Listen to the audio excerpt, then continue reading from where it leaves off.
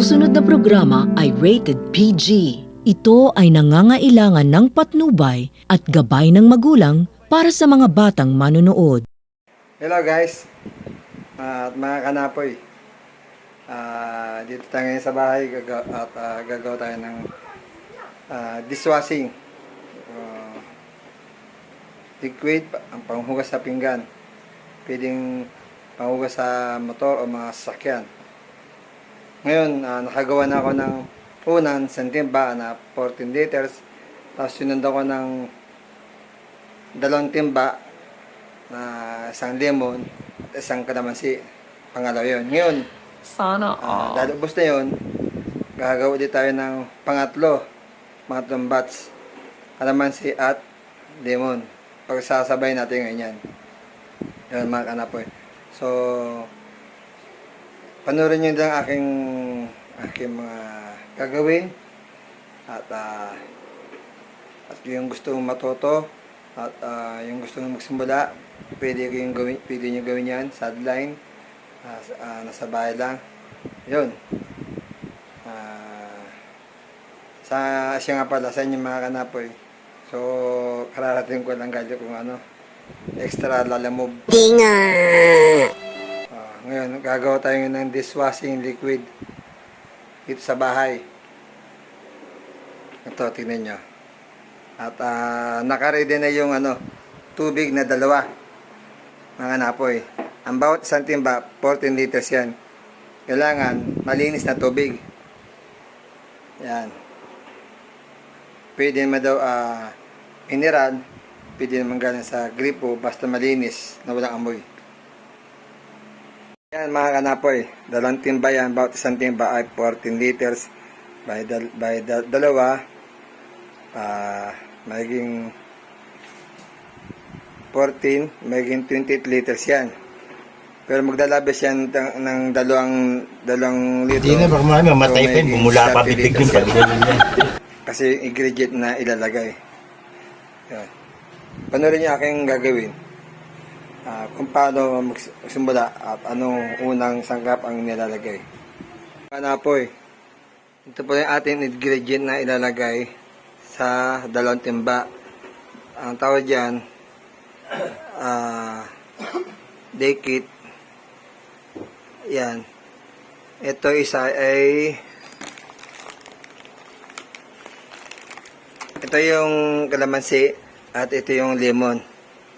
Ito kasi sobra yan sa sunod na araw yan. Kasi pag nabos to, kasi ito ititimpla ng 2, pag nabos na rin to, mag-order na tayo. Yun. Bale, sa sunod ba ito yung gagawin to. Pero, at meron tayong nabili ng bottle. Tapon, 2 plastic yan. Yan. So, yun nabili ko. 2 yan. So, pumapatakan ng 100 pieces yan. Dinimihan ko na para di ganung hassle na papunta doon. Tapos papunta rito. Bali 100 pieces na yan. Kasi ang isang balot dyan, 50 pieces. Yun. Yun, medyo nahirapan ko ngayon paano kung isang nagpupisto yung camera habang nagtitimpla na naka-video. So, tignan nyo na susunod kung paano ko gagawin.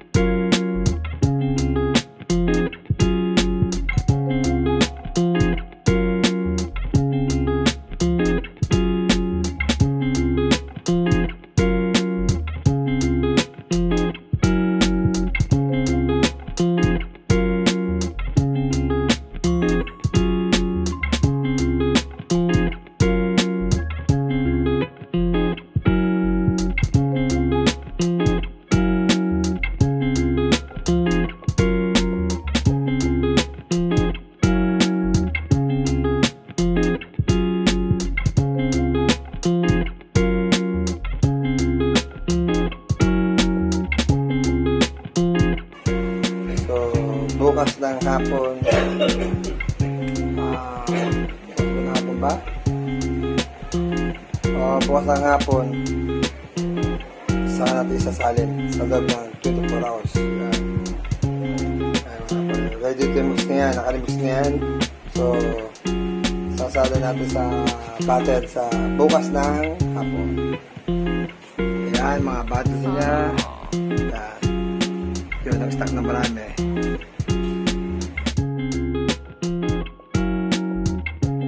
Mga kanapoy, sundan nyo lang aking video. Yung hindi pa nakapag-subscribe, like at i-follow nyo na. Hindi pa sa akin ang nanonood at ang subscribe, walang sabon, swasing. Yan mga kanapoy, yan ang aking bagong racket ko. So, patlong pots na yan nagagawa ko. Yan mga kanapoy. So, nagkasayang ako. Yan. Yan. Yung mga hindi pa nag-subscribe yung mga napoy at nagda-like, simulan nyo na. Hanggang sa bali, sundan na natin ating pagtatakal bukas ng hapon. Kabayo at magandang gabi sa inyo lahat. Bye!